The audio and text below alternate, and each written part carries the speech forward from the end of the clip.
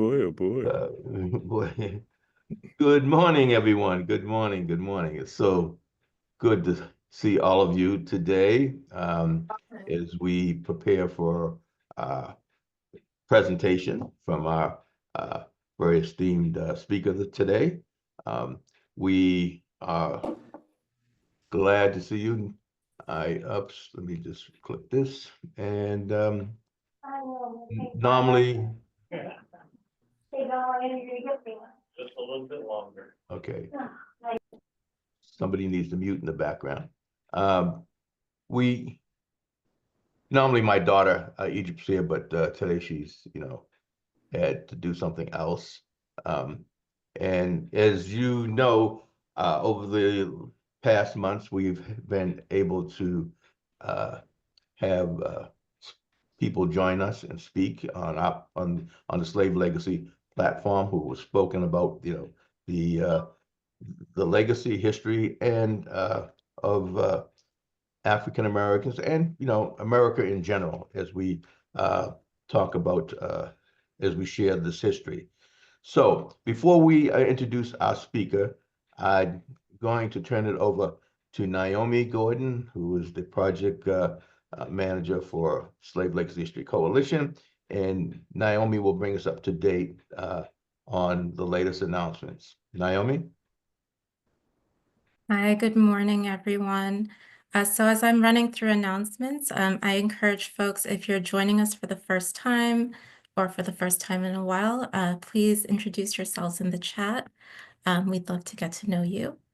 And with that, I'll start by sharing what's happening at the Museum of African American History in Boston.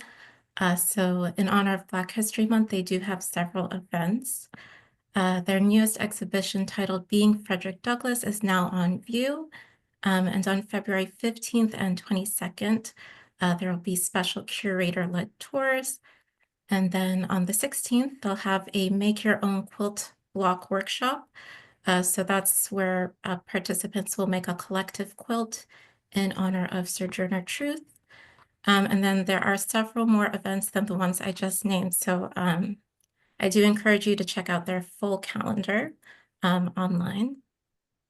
And then on February 27th, American Ancestors is hosting a free author talk with David Levering Lewis on his book, The Stained Glass Window, which is an exploration of Lewis's heritage, tracing his roots to two white slaveholding families in Georgia, to a free person of color slaveholding family in South Carolina, and then to an up from slavery Black family in Georgia. And this will be in conversation with renowned historian Kendra Field. And then jumping ahead to April, in honor of the 250th anniversary, Old North Illuminated will be presenting the Third Lantern Award to filmmaker Ken Burns. And this event will include a short clip of his anticipated documentary, The American Revolution. Limited tickets are still on sale, so if you're at all interested, I will drop the link for those as well. And then I'll end with a reminder that our next meeting will be March 12th, and that will be with author Seth Rockman, who will be talking about his book, Plantation Goods, A Material History of American Slavery. And then with that, I will pass it back to Dennis to introduce our speaker today. Hey, well, thank you very much, Naomi. Thank you. As you can see, there's quite a bit going on, and we certainly thank you, Naomi, for bringing us up to date some of these current events.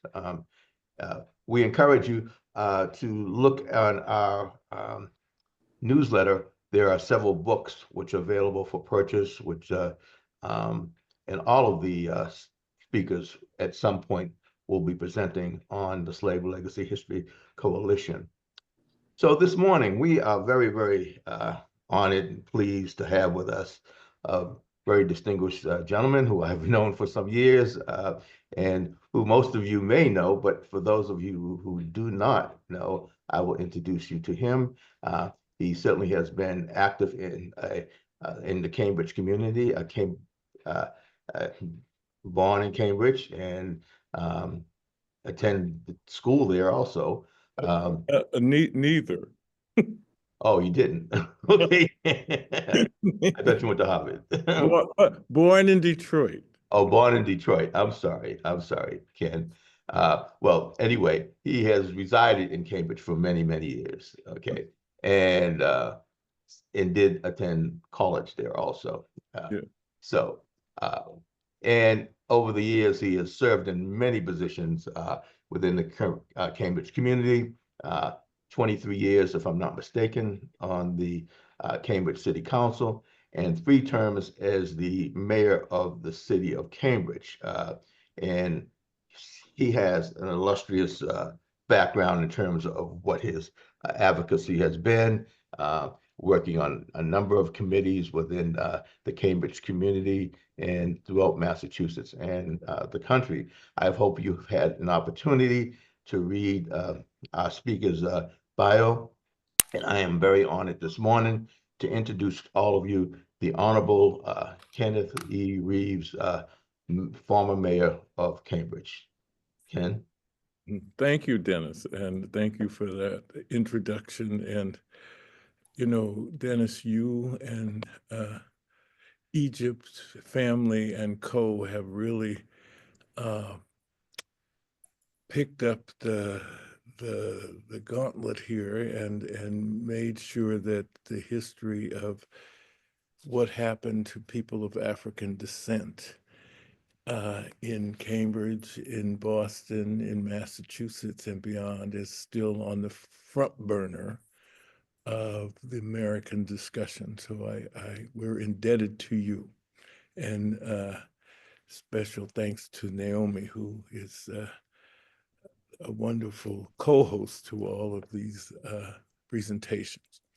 So, good morning to everyone. I see so many wonderful friends here. I'm just thrilled. If I start naming names, I will eat up all my time, but just hug to all of you.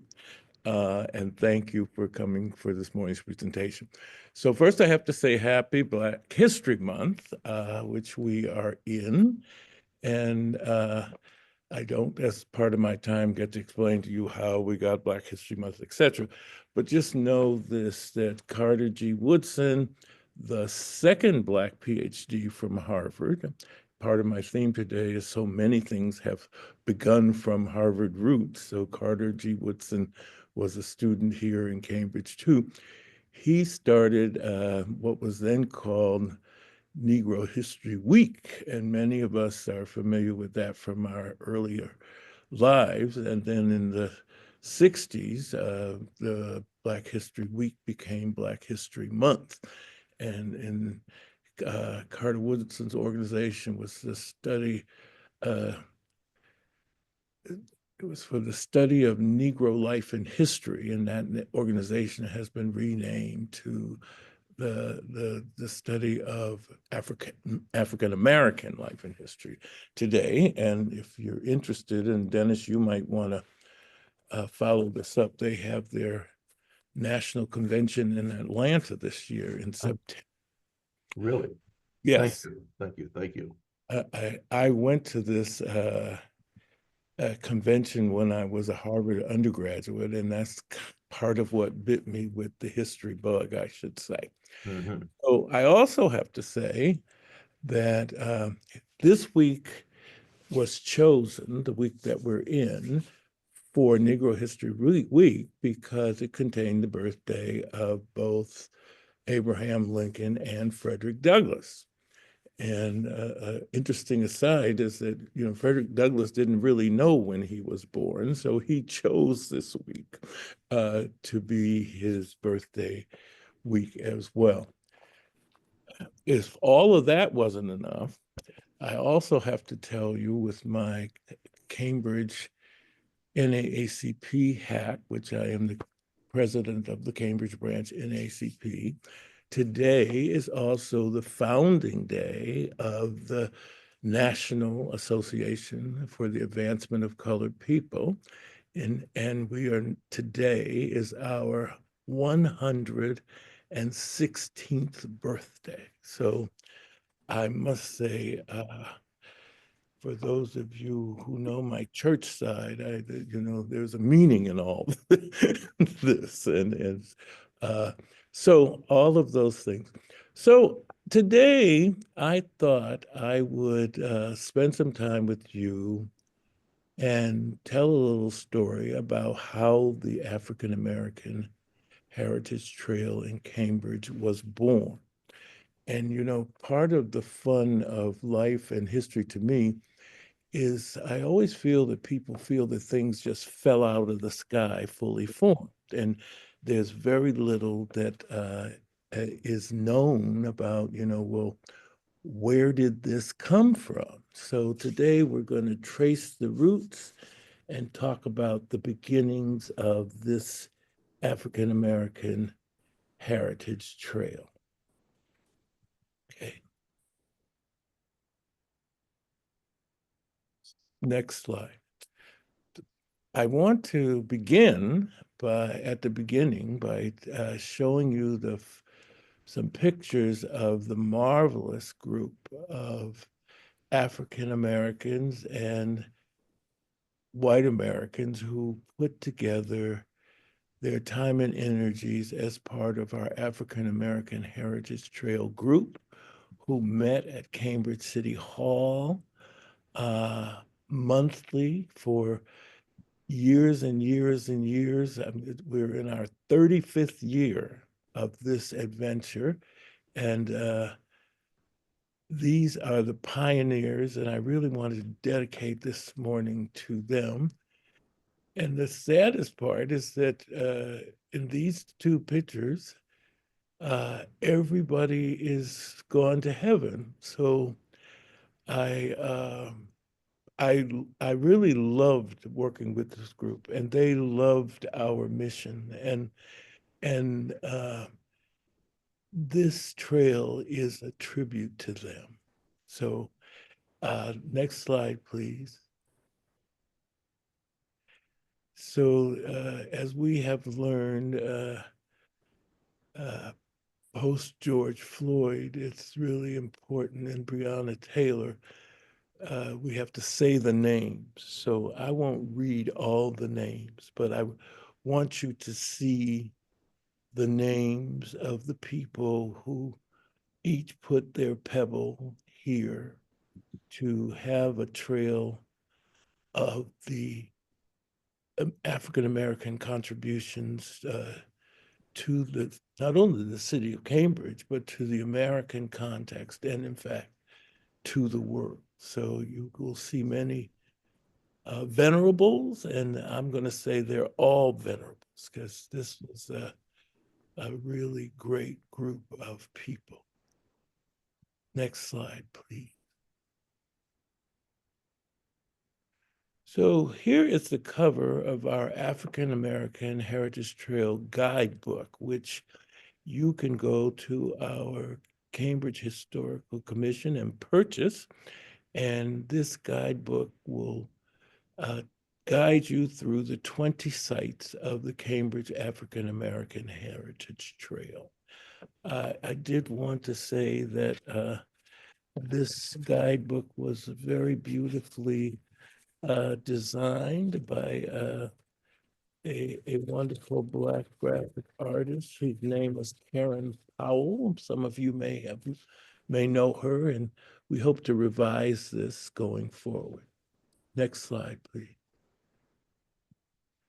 So this is the center page from the African American Heritage Trail Guidebook, and just shows you by number where each of the sites is. Cambridge is said to look like a bow tie. So that's the Cambridge bow tie, the 6.2 square miles of wonderment, which is our great Cambridge city. Next slide, please. So I'll use this picture, W.E.B. Du Bois, William Edward Burghardt Du Bois, never pronounced Du DuBois, or the many other pronunciations people give him. But William Edward Burghardt Du Bois was born in Great Barrington, Massachusetts. And he came to Harvard to study. And when I was a Harvard undergrad, my major was something called history and literature. And history and literature is a kind of small major that you have to be invited to. And I was lucky enough to get that invite. And to pursue that major, you had to write a thesis.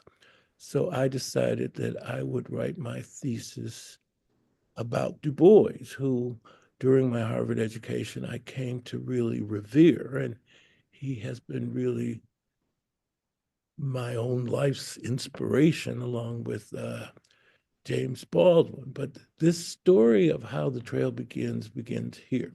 So in 1971, the fall, I have to begin my research for my senior thesis for history and literature on W.E.B. Du Bois. So I go to the library and I have to get all my primary sources together. Now, Du Bois lived a very long time. So he died in the early 90s in 1963. I think he was 92. And he wrote his autobiography 3 different times. But I was at my desk in Mather House at Harvard. Next slide, please. And I'm at the desk and I'm reading from his autobiography. And these were the words that came. When I arrived at Harvard, the question of board and lodging was of first importance. Naturally, I could not afford a room in the college yard in the old and venerable buildings which housed most of the well-to-do students under the magnificent elms. Neither did I think of looking for lodgings among white families, where numbers of the ordinary students lived. I tried to find a colored home.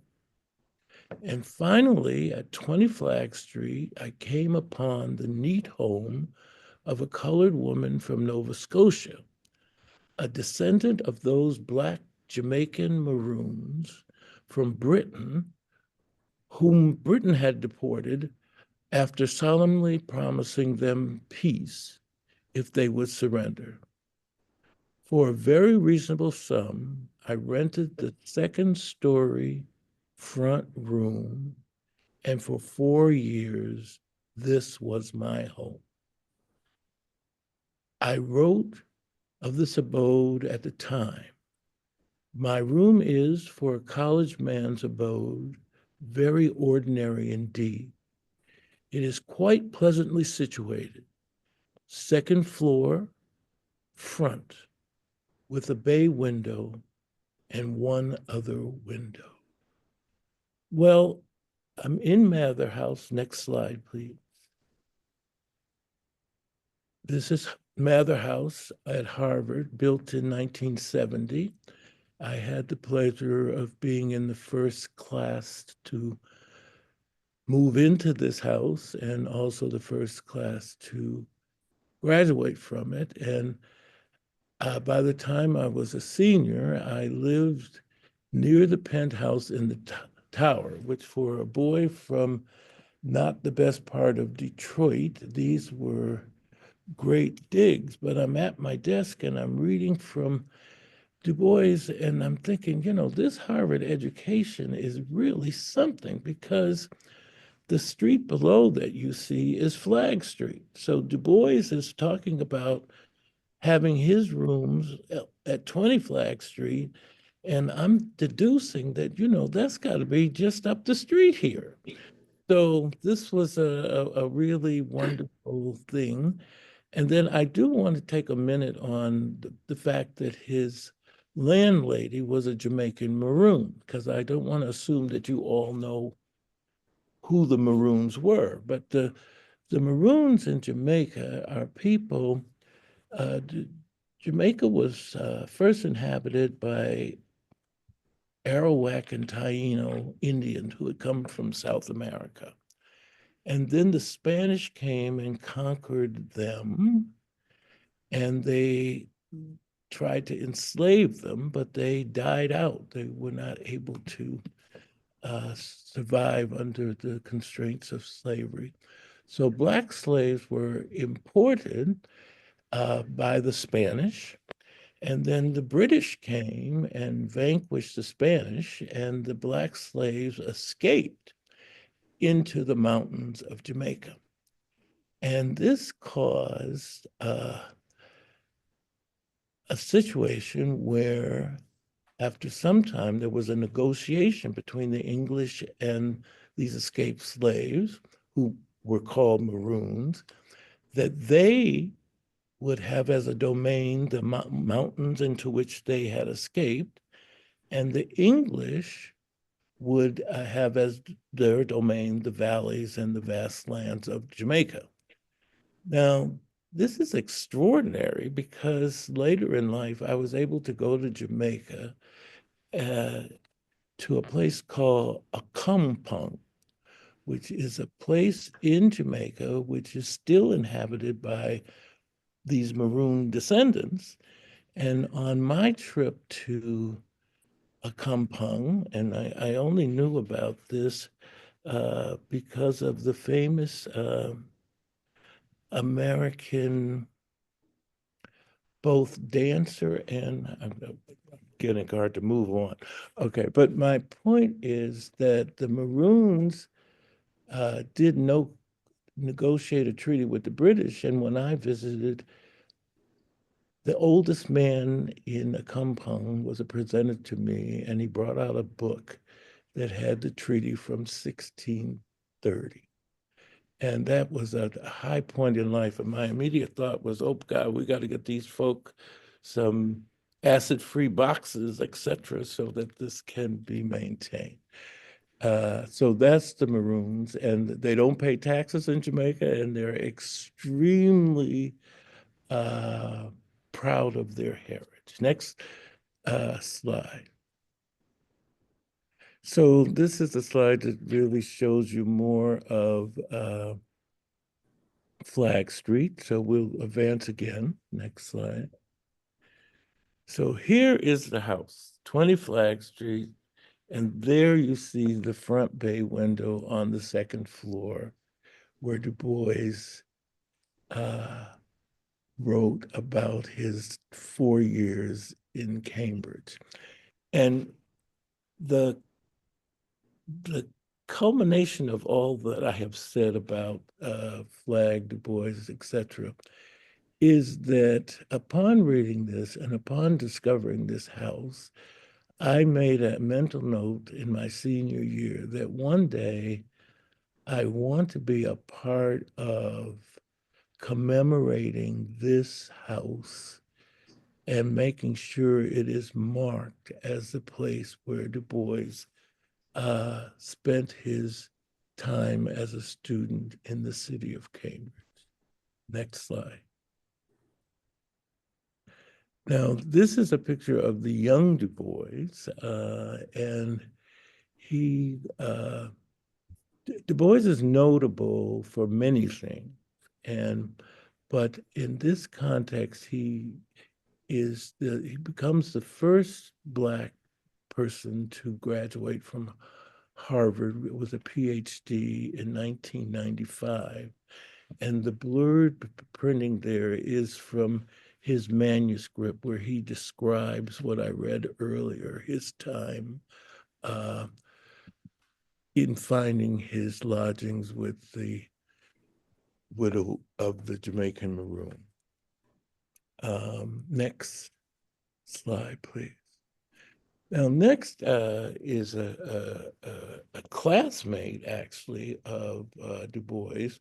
So if you read about Du Bois, you come to hear about his time at Harvard and, the vicissitudes that he experienced and the fact that he came to the Harvard dons, I would call them, and say, you know, I'd really like to study the contributions of Africans to world civilization. And he was frankly told, well, I don't know what you would study really, because so little is written, and it would never certainly rise to a discipline to study this.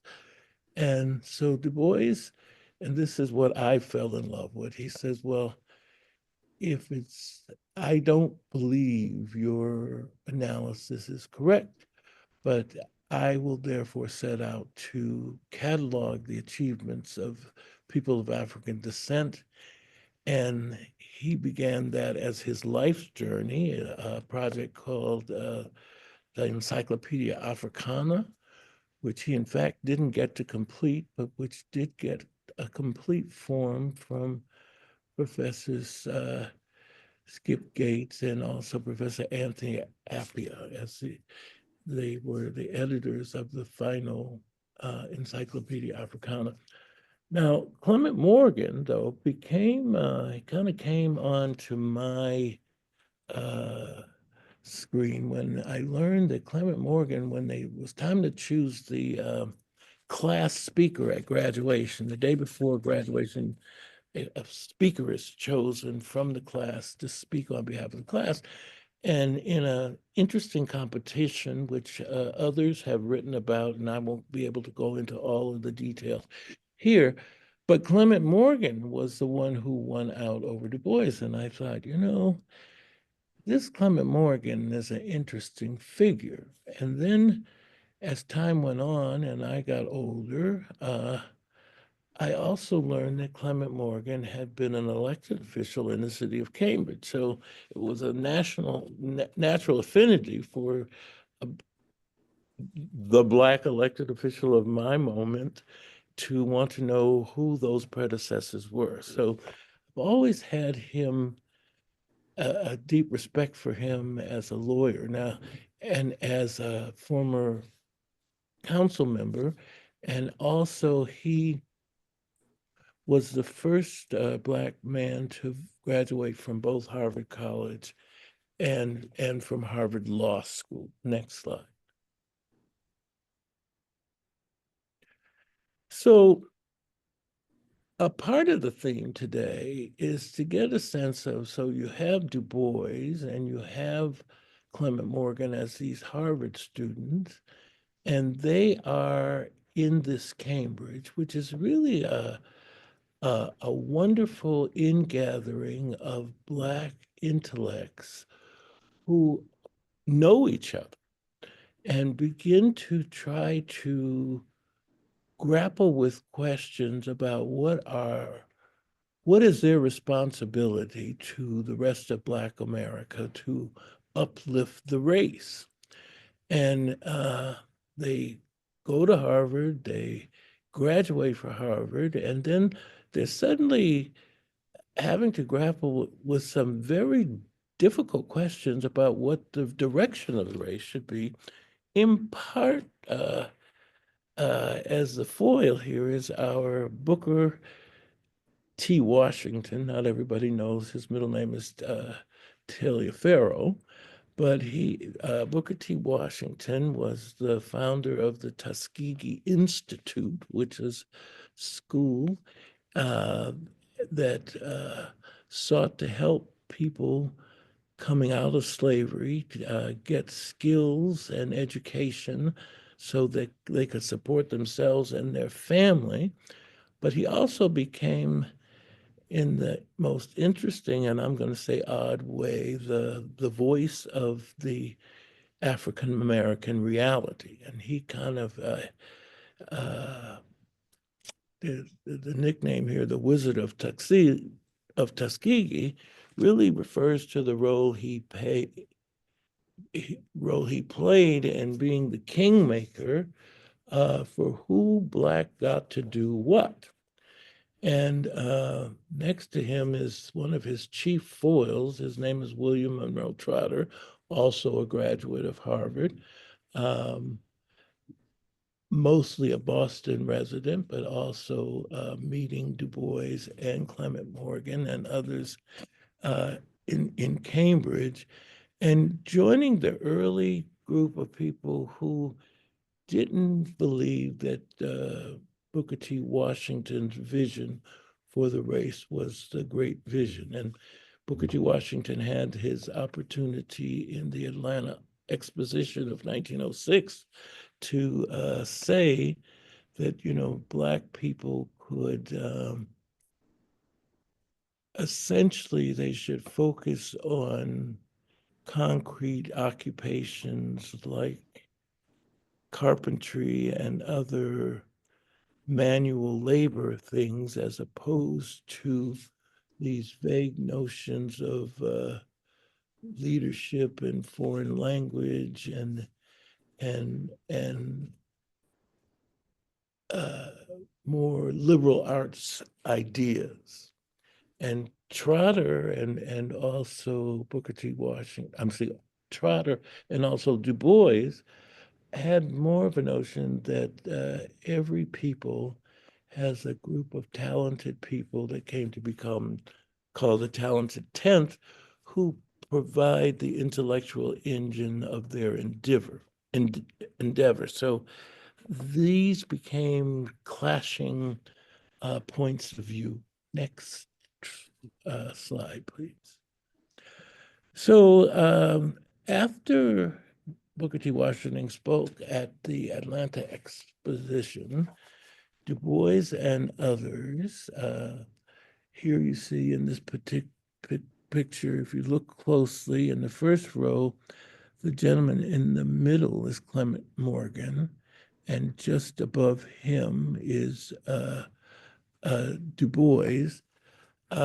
They were movers who got together other Black leaders from across the country, actually, to go to Niagara Falls, and they are on the Canadian side because they couldn't find lodging that would admit them on the American side. This is the first meeting of what's called the Niagara Movement, which over a short period of years morphs to be the birthplace of the National Association for the Advancement of Colored People, the NAACP. So this is, I'd like to say that the seeds were planted in Cambridge, and particularly in this friendship of Morgan and Du Bois, a leadership in civil rights was nurtured that came out of their Harvard education, their Harvard friendships, but endured beyond the time at Harvard. Next slide, please. Now, this is a second meeting of the Niagara Movement. Now, you will notice that in the first meeting in Niagara Falls, it's all men. And now the Niagara Movement has gotten enlightened, largely at the urging of the wife of Clement Morgan, who was Gertrude Wright Morgan, and she was a wonderful woman and leader in her own right, and an early Black suffragette. And if you read closely, you will find that as Black women organized as a political voice and tried to be a part of the suffragette movement, they kind of really had to fight their way into the movement because it was for women's votes, but it wasn't clear that it was for Black women's votes. And Gertrude Wright Morgan was able to make the case that absolutely Black women must be included. Next, and this is in Harpers Ferry, Virginia, West Virginia, sorry. So then it became, from reading Du Bois, he talked about this great woman of Cambridge, Louise Baldwin, Mariah Baldwin was a Black Cantabridgian who was a part of the social milieu that included Du Bois and also included Clement Morgan and Gertrude Wright Morgan. Mariah Baldwin, many of you will know, in Cambridge, became a teacher and taught at the Agassiz School, named after Louis Agassiz, and she rose to national prominence as she, after a number of years, was appointed the principal, which was a major moment in American history to have a Black principal who was directing the efforts of a all-white faculty. And this became a moment of national import. And soon thereafter, W.E.B. Du Bois, who by then has become not only a founder of the NAACP, but its chief publications officer in the news organ of that association called the Crisis Magazine. He gives her a big write-up about her ascension to this leadership position. Next. So this is the house at 196 Prospect Street where Mariah Baldwin lived, and it was to be a site on our African American Heritage Trail, except that the then owner said, you know, people are knocking on my door all the time, disturbing us about this having been the former home of Mariah Baldwin. So we would not like to have a marker in front of our house. So the trail group, we didn't expect this problem, but then it was determined that the Agassiz School should be renamed the Mariah Baldwin School. So the plaque for Mariah Baldwin is at that school. Now, people just think her claim to fame is that she was this first Black principal of a predominantly white faculty and student body. But she did more than that. She introduced the notion of having a school nurse in the school. She introduced the notion of having art classes in all public elementary schools. And she also was very involved in the notion of outdoor education, experiential education. So she was a real education leader. And this house became a meeting place and, in fact, salon for the African American community in Greater Boston to come and meet and know each other and grapple with great questions of the day, particularly those having to do with what the role of the Black intellectuals should be and how they would deal with the strum and drung of the nation and with people like Booker T. Washington and his ilk in trying to control the futures of African Americans, particularly those with higher education. Next slide, please. So this is from the Crisis magazine, and I find the title very interesting, Men of the Month, and here you have a woman who is Mariah Baldwin, and this is the article. Now, this is important because when Du Bois was the editor of the Crisis magazine, which he was for decades, this magazine went out all over the country. So this is how Black people got to know about what other Black people were doing. And it was intended to be an inspiration to others to know, you know, here is one of us who has been elevated to this position, it's not only important, but it should be happening where you are as well. So Du Bois played a wonderful role.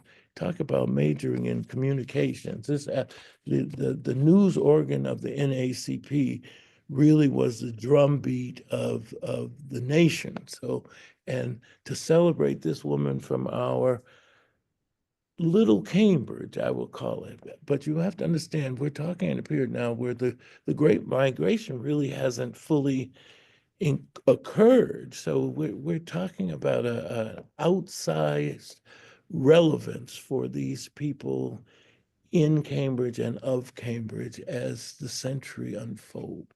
Next slide, please. Now, this is a wonderful picture with Gertrude Wright Morgan is the seated person, and she was, as I mentioned, major suffragette, but she also was a major organizer of colored women's clubs, of which here she is with some members, and there's a wonderful history of the Black women's clubs in Boston, which I don't get to go into now, Stephen says. So, but I wanted you to just see the lovely ladies who were a part of making sure Black women voice was being heard at the beginning decades of the 20th century. Next slide. So it's very difficult to quickly describe the beginning of the NAACP, but I did want to have a couple slides that talked about the women who were founders. And one such founder was Ida B. Wells, who was this incredible journalist and brave person who would go into very difficult situations, like in Oklahoma when they burned down the Black Wall Street. She was there as a reporter and was run out of town and made to be fearful, but was able to write about what she saw and give it to the nation. Du Bois invited her to come and be one of the incorporators of the NAACP. Next slide, please. This is Mary Church Terrell. She also was a founder of the NAACP. It's important to know language is important. So who was a founder and who was present and who was in the early group. Distinctions get made in history. These ladies are actually part of the signatory founding members of the NAACP. And Mary Church Terrell actually came from a rather well-off Black background. She's from Memphis, Tennessee, but she makes her way to Cambridge to be a part of these discussions about what the future of African Americans should be and is in society with everybody you have met so far. And I just wanted you, after I saw this hat, I thought I'd include her so you knew what great dignity was afoot amongst African Americans. And I must make the point that goes along with Black History Month.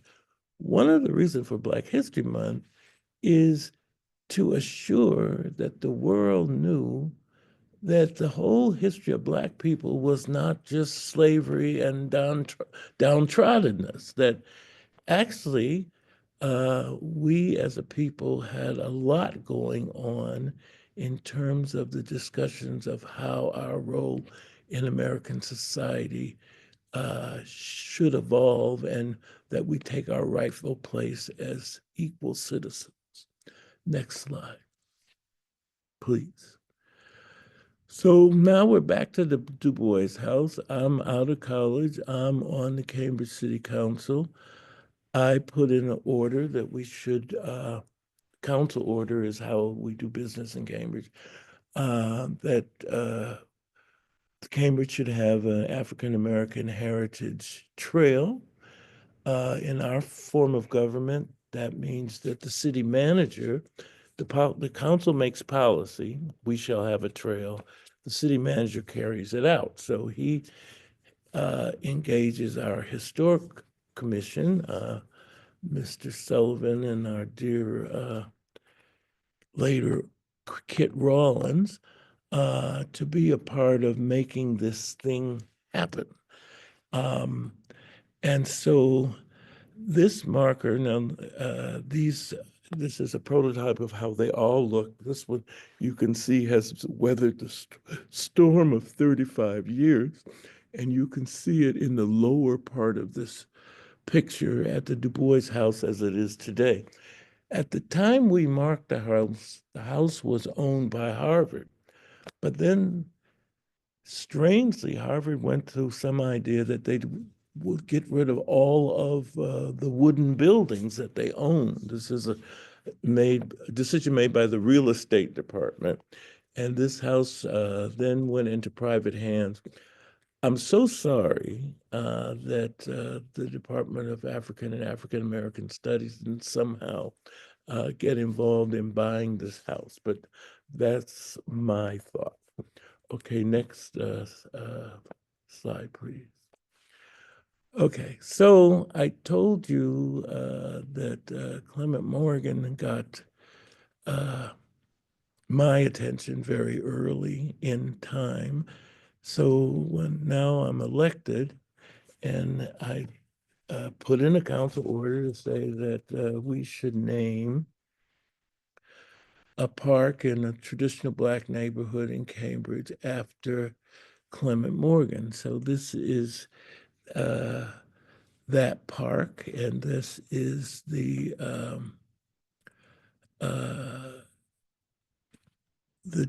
dedication was February 11, 1991.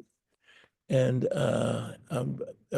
and it's on the street where he lived on two streets. He lived on Columbia Street in his younger life, and then later he was across the street neighbors with Mariah Baldwin and her brother Lewis. Next slide. Okay, so this is Clement Morgan. Now, our American Heritage Trail group discovered as part of our journey that Clement Morgan was buried in Mount Auburn Cemetery, but the grave was unmarked. So we felt it our obligation to get a marker for his grave so that those who wanted to come and pay homage to his history could do so. So our group purchased the marker and placed it, and it was a great day of celebration for our African American Heritage Trail group to do this. Now, I will tell you this is where history is interesting. When we marked this grave, we knew very, very, very little about his wife, Gertrude Wright Morgan. And so it didn't occur to us that, there ought to be a recognition of great Gertrude Wright Morgan too. So as the years passed, Gertrude Wright Morgan is introduced to history, I will call it, and her grave has subsequently been marked by others. But I just would let you know that. Next slide. Here is her grave, and the story of its marking will be that of another history buff. But I'm so happy to know that it did get done. Next slide. Okay. Now, I'm careening to the end. I've told you about all of these sort of upstanding Black folks in Cambridge who are having community and society. And this is the brother of Mariah Baldwin Lewis, and he also was a Black elected official in Cambridge. And he also, like Clement Morgan, served in city government, and they both ended up running for the state legislature unsuccessfully. But Lewis Baldwin was a businessman, and he was also a kind of real estate speculator and developer. And unfortunately, he and his partner experienced they had to declare bankruptcy for a large project that he did. And his economic situation was not the best. Next slide. But here we see him as a member of the Cambridge Common Council from 1891 to 1893. He is smack dab in the middle. And I used, next slide. I used this slide really to come to our near conclusion here. So this is 276 Harvard Street. I have a house at 340 Harvard Street. So this is a neighborhood house to me. And I'm doing some research on Lewis Baldwin, because again, here's another Black elected official in the 19th century. I want to know about him. And I read that Lewis Baldwin got married to a widow in Washington, and it was a grand affair. And then they had a reception here in Cambridge at this residence of Lewis Baldwin. And then the newspaper lists all of the guests. And one of the guests is none other than Mrs. Booker T. Washington. And so I'm thinking to myself, oh my God, who would have ever known that between the Bookerites and the DuBois Morgan factions, that they actually intersected in the social sense at all. And this was at a time and a year after the death of Booker T. Washington. So that was part of the joy of putting this together. So every time this building has always been unusual to me because it has a huge side yard, but I didn't know that it also had a role in African-American history. So when you are walking down Harvard Street, be sure to look for this building and know that it has, if it could speak, it could tell us many things. Next slide. So back to the people who made this all happen and carried it through. I would say in this Black History Month and this birthday of the NAACP, I'm going to say good job, well done, faithful servants, you all. I'm so proud and pleased about what we were able to do together. God bless, and thanks for assuring that future generations will know what transpired here in Cambridge. Thank you.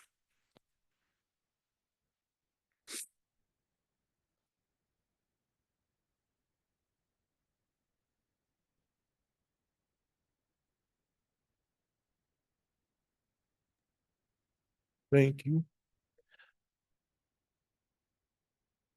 I think we covered quite a depth as well as breadth in our short time together. We are coming close to time, so I recognize some folks may need to drop off. I'm going to catch up on the chat for any comments and questions, but I see Robert Bellinger has his hand up, so I will pass it to Robert. Okay, first off, Ken, thank you for such a wonderful presentation. It was very enjoyable, and I can say it was a pleasure to have worked with you on the advisory committee for the trail. Everything from deciding who would be on the trail to what materials the signage would be made from to protect it the most. There is one point that you made that I have to give a brief correction to. You mentioned Booker T. Washington at the Cotton States Exposition and you gave the date 1906. It was not 1906 when he made that speech. It was 1895, which was a pivotal year because February of 1895 was when Frederick Douglass passed. June of 1895 was when Du Bois graduated from Harvard. In October, he made that speech. And so it was almost like a passing of the gauntlet from Frederick Douglass to be up for grabs from Du Bois and Booker T. And so that's a pivotal year, especially since we're looking at Douglass, Du Bois, and Washington. And that's all I'll say today. There's, a lot more I wanted to say in congratulations for your presentation, but I'll hold it till we meet in face and can share our notes together. Thank you. I work without notes, but I'll give you a tit for that tat. In 1896, Harvard gives Booker T. Washington an honorary master's degree, which is so fascinating to me. So Harvard and Cambridge has played a role in many things, but that was some new learning on my end. So I share that with you all. And Naomi, thank you for moving forward with, and we do want to go through just the chat real quick. I was experiencing a technical difficulty because I couldn't unmute myself. So I just want you to know why I didn't speak earlier. But Naomi, could we go through the, do you want to go through the quick little messages that we have, chats here? Ken, that was a wonderful presentation. I'm sorry, I didn't mean to speak over you. Absolutely. I'm really happy to see the chat is really active today, and folks have been sharing some additional resources related to some of the content today. I also want to shout out Kit Rollins is with us today and says in the chat, I'm not in heaven yet.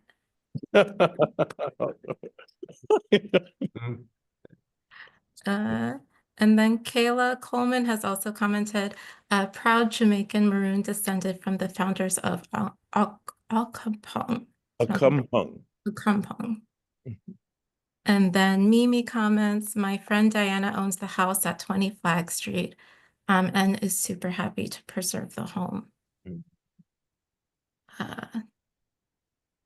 And also Chip Greenwich comments, so ironic that Mariah Baldwin was at Agassiz, and he also provided some context about Louis Agassiz being kind of the founder of eugenics and race science. A social Darwinist. And then I see Anne Moritz has her hand up, so I will pass it to you. You don't need to answer this online, but there is a question in the chat about some of the management and organization behind the project, whether there is a 501c3. I ask all of these questions because I'm hard at work at a North End Black History Trail project, and I want to learn from your experience. Bless you. Thank you. Hi, Ann. How are you doing? Hi, Dennis. Hello, hello. How good? My good Boston Globe colleague here, former colleague. When you say organization, is there a 501c? What are you talking about? The Slave Legacy History Coalition? No, I'm actually talking. Well, I know about you, Dan. I'm actually talking about the Cambridge Black History Trail project. There, as you know, as with the Black Heritage Trail project on Beacon Hill, we've got the National Park Service, and we've got the Museum of African American History with the intellectual rights to the trail. I'm just wondering if there are similar organizations maintaining and doing outreach on behalf of the Cambridge Trail. Very quickly, we have worked hand in hand with the Cambridge Historical Commission, which of course was given the responsibility to help realize the council order. I read something last night that the Cambridge Historical Commission led the formation of the trail. I would say that along with all those lovely people who were at the trail committee, they nurtured together the trail, I would call it. We then had, as a fiscal conduit, History Cambridge, which had another name at that time. And then as everybody died out, except Kit, myself, and Lynette Laveau, we passed it on to Paula Paris and her organization. So that we really completed a cycle, but thank God they have chosen as a mission to expand the trail further. And so we have handed off this adult now at 35, you're an adult, to others to take forward. So fiscal conduit often helps. You have the great idea, but you're not able to get everything at once. It's better to realize the idea and then figure out that part later. And that's very much where we are. So thank you. I will get Paula's information offline. Thanks. She can tell you everything. I'm all ears. Thank you. Anyone else? Well, I thank you, and certainly Ken. I did want to just, as Naomi went through most of the questions in the chat, I did want to acknowledge that Brooke from North Carolina, Brooke Suda, good to see you. And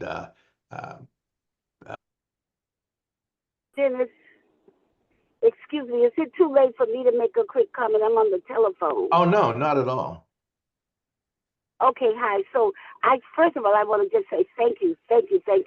And secondly, my name is Jamada, and I want to say that very first picture that you showed, several of those ladies were goldeneers of the Freedom House. Mm-hmm. And I just marveled over their pictures. So I just wanted to thank you for your presentation. Mm-hmm. Thank you. Jamada, that's very appropriate. Jamada's mother and my mother also, who are very good friends, were quite active in the Golden Ears, Roxbury Golden Ears, which still is in existence and continues under the leadership of Jamada. And so thank you. That's good observation, Jamada. In Cambridge, we have a similar group called the Silver Threads, who are part of the Salvation Army, and they have a wonderful community there that my late mother was very active in. So Cambridge has a marvelous senior center that I know something about how it came to be.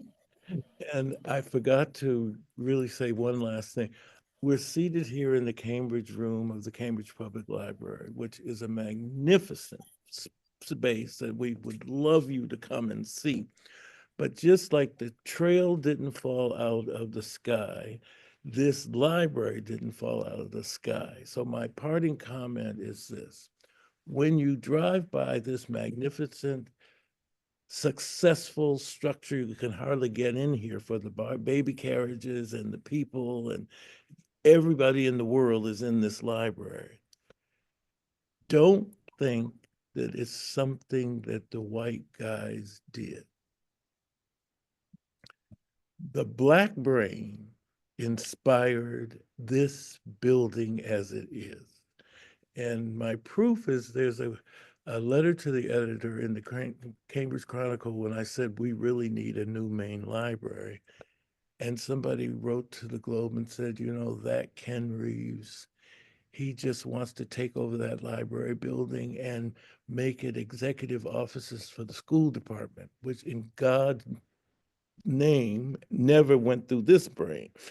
But when we dedicated the building, I had the librarians find that letter and I read it. So, but I of achievements that happened on my watch, there is nothing that I am more proud of than this building and its success. It's magnificent in every way. If you don't believe me, come and see for yourself. And I want to say, Alyssa Pacey, to have this Cambridge room to preserve the history of our city.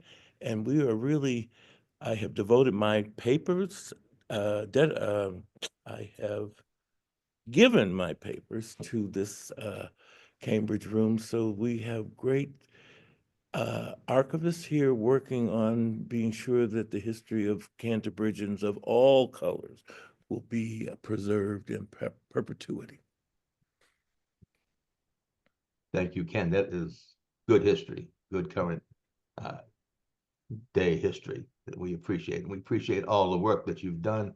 We appreciate your presentation today. I just wanted to reach out before we sign off to Mike Petoskey, who's out in Uxbridge, and Mimi, who's out in the town of Concord, Randy, certainly the Museum of African American History, Sarah Hoffman, a good buddy there, Janet Suda, the curator and trustee of the Governor Billings House in Chelsea, and we had a presentation out there a few weeks ago.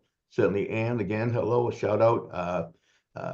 Jeff O'Connor, the Cambridge Community Foundation, Dorothy Clark, Boston Landmarks Commission, Emily Gavalt, who did a wonderful presentation here a few months ago on unnamed figures, and we also visited that her presentation in the New York Museum of Arts in New York, where she curated it.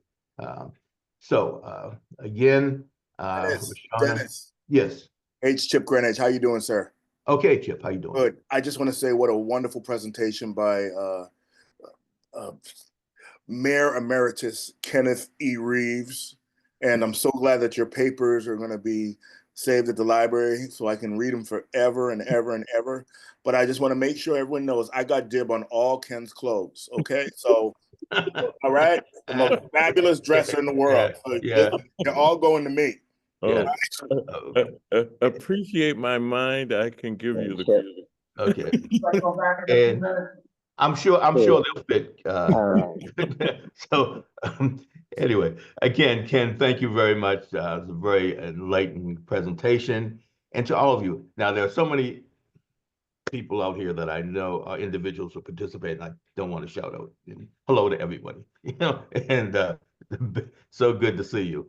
I did want to make a quick announcement before we go. All of our past presentations are on YouTube. So if you want to go back, we are approaching 50 presentations and other events. So you can look at them on YouTube if you want. As we move forward into our upcoming months, we have Seth Rothman, who will be speaking on Plantation Marketplace. He has a book. He's a professor at Brown University, and he will be speaking on March 12th. And then Scarlett Hoyt, who will be from the Worcester Art Museum, will be telling the whole history of what took place in the Worcester County. And then on May 14th, Etta Fields Black is author of Combi on Harriet Tubman and the Combi River Raid. And so that should be very interesting. And we're going to end our first half of the year with Gloria Whiting, author of Belonging, An Intimate History of Slavery and Family in New England. And that will be on June 11th. So we have a number of activities that are taking place in addition to church engagements, community engagement circles, which have been taking place at local churches throughout the Boston and Cambridge community. Our next one will be in March at St. Paul's African Methodist Episcopal Church, and that is chaired by Reverend Dan Smith, who acts as the leader in that effort. So we have other events that will be taking place. And so I wanted to, before I start naming people involved, I will say, thank you all for being here. I see so many friends again, and I wish you all well. To the ladies, happy Valentine's weekend here. And we look forward to seeing you on our next FAO, which should be on, I believe what I said. And we also, one other point, you can Google us on our website at www.slavelegacyhistory.coalition.org. We would welcome any of you who have a presentation that deals with the legacy and history of slavery. We'd welcome any of you to put your name in there. Please, we would love to have you present on our platform as we move forward. Dennis, Yes. I want to acknowledge my partner in crime here, who is Steve Flight. Here, thank you. Appreciate it. There there he it is. is. Okay, okay, Steve. Yeah. Good to meet you in person. See you in person. I'll see you certainly not in person, but to see you today. Again, I wanted to thank everyone for being here. Thank you, Ken, for a very informative presentation. And we look forward to, yes, it was wonderful. And Gratitude. okay, right.